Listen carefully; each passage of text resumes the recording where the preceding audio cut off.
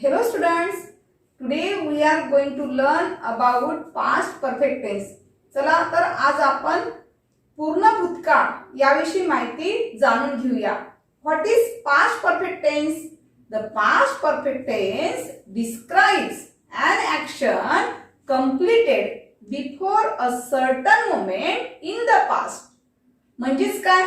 भूतकाळामध्ये एका विशिष्ट वेळेच्या पूर्वी पूर्ण झालेल्या क्रियेच्या काळाला पूर्ण भूतकाळ म्हणतात. यासाठी आपण कन्स्ट्रक्शन बघूया. बघा, let us see construction. Subject plus had plus past participle plus object. म्हणजेच काय होईल? कर्ता प्लस हॅड प्लस क्रियापदाचे तिसरे रूप प्लस कर्म.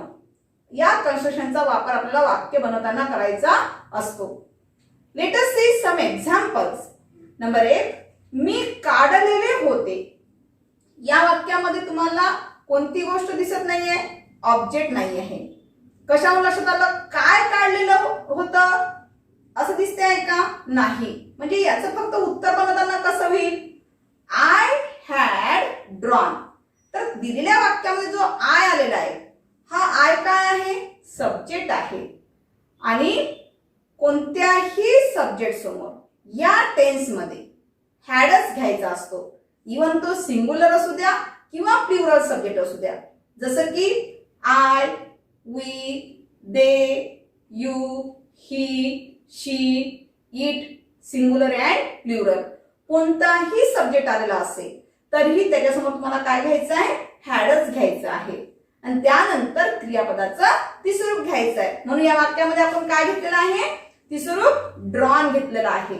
तर पण या वाक्यामध्ये तुम्हाला ऑब्जेक्ट दिसत नाहीये.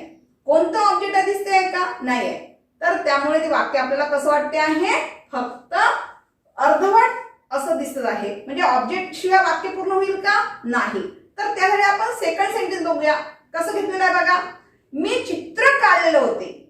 दिलेलं वाक्य जे आहे ते वाक्य तुम्हाला परिपूर्ण वाटत आहे, कारण त्या वाक्यामध्ये इन्क्लूड ऑब्जेक्ट झालेला आहे. तर बघा कसं होईल? I had drawn a picture. म्हणजेच या वाक्यामध्ये आय जो आहे तो काय आहे? सब्जेक्ट आहे. त्यानंतर आपण हॅड घेतलेला आहे आणि त्यानंतर क्रियापदाचं तिसरं रूप जे की ड्रॉन वापरलेलं आहे. आणि अ पिक्चर जे दिलेलं आहे ते त्या वाक्यामध्ये काय आहे? ऑब्जेक्ट आहे. नंबर नेक्स्ट, गोपालने आपले घर विकलेले होते. बघा कसं होईल? Gopal had sold the house. या वाक्यामध्ये बघा गोपाल जो आहे हा काय झालेला आहे? सब्जेक्ट झालेला आहे. आता सांगितल्यानुसार तुम्हाला कोणत्याही सब्जेक्ट समोर काय घ्यायचं आहे? हॅड घ्यायचं आहे. त्यानंतर क्रियापदाचं तिसरं रूप घेतलेलं आहे. कोणतं आहे क्रियापद तिसरं रूप? सोल्ड. आणि ऑब्जेक्ट कोणता आहे? The house. हे ऑब्जेक्ट या ठिकाणी आपण घेतलेलं आहे. नंबर 4, सीताने साडी विकत घेतलेली होती. बघा हे वाक्य कसं होईल? Sita had bought a sari. म्हणजे या वाक्यामध्ये सीता जो आहे ते सीता काय आहे? सब्जेक्ट म्हणून वापरलेला आहे. आणि जे व्हर्ब आहे जे आपण पास्ट पार्टिसिपल म्हणून वापरला आहे ते कोणतं आहे? बॉट. आणि ऑब्जेक्ट काय वाक्यामध्ये? अ साडी. नंबर नेक्स्ट, आई वडिलांनी मिठाई आणलेली होती. बघा या वाक्याचं कसं होईल? Parents had brought sweets. Parents हे जे दिलेलं आहे या ठिकाणी सब्जेक्ट म्हणून वापरलेला आहे. इवन तो पॅरेंट्स हा कसा आहे? प्लुरल घेतलेला आहे. परंतु या ठिकाणी कोणताही सब्जेक्ट आला असेल तरी देखील तुम्हाला काय घ्यायचं आहे? हॅडच घ्यायचं त्यासमोर. त्यानंतर क्रियापद तिसरं रूप कोणतं वापरलेलं आहे? ब्रॉट. हे क्रियापद तिसरं रूप घेतलेलं आहे. आणि स्वीट्स जे आहे ते स्वीट्स या ठिकाणी काय झालेलं आहे? ऑब्जेक्ट झालेला आहे. नंबर नेक्स्ट, कासवाने शर्यत जिंकलेली होती. याचं बघा कसं होईल? The tortoise had won the race. कारण या वाक्यामध्ये जो सब्जेक्ट आलेला आहे तो सब्जेक्ट कोणता आहे? द टॉर्टाइज हा सब्जेक्ट आलेला आहे. त्यामुळे या ठिकाणी आपण काय घेतलं? समोर हॅड घेतलेला आहे. क्रियापदार्थी स्वरूप कोणतं वापरलेलं आहे? ओन. आणि ऑब्जेक्ट कोणतं आहे? द रेस हे ऑब्जेक्ट या ठिकाणी वापरलेलं आहे. नंबर नेक्स्ट, ससा शर्यत हरलेला होता. आन्सर बघा कसं होईल? The hare had lost the race. म्हणजे सब्जेक्ट कोणत्या वाक्यामध्ये? The hare. त्यानंतर आपण हॅड घेतलेला आहे. क्रियापदार्थी स्वरूप कोणतं घेतलेलं आहे?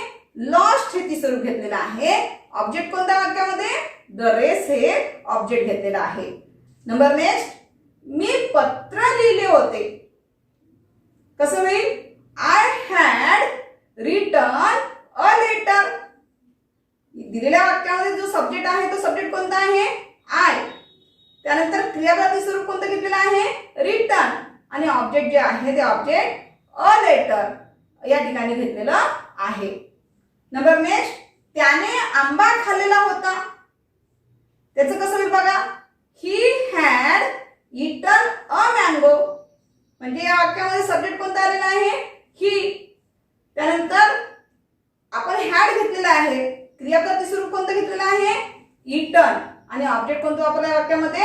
अ मँगो. नंबर नेक्स्ट, तू नदीत पोहलेला होता. या वाक्यामध्ये कसं होईल? You had swum in the river. म्हणजेच यू जो वापरला वाक्यामध्ये तो काय झाला? वाक्यामध्ये सब्जेक्ट झालेला आहे. त्यानंतर आपण हॅड घेतलेला आहे आणि त्यानंतर वाक्यामध्ये जे स्वम आलेला आहे हा स्वम काय आहे? क्रियापदाचं तिसरं रूप वापरलेलं आहे. इन द रिव्हर हे जे दिलेलं आहे हे काय झालं? वाक्यामध्ये ऑब्जेक्ट झालेलं आहे. अशा प्रकारे आपण आज पास्ट परफेक्ट टेन्स ची वाक्य कशी बनवायची हे आपण बघितलेलं आहे.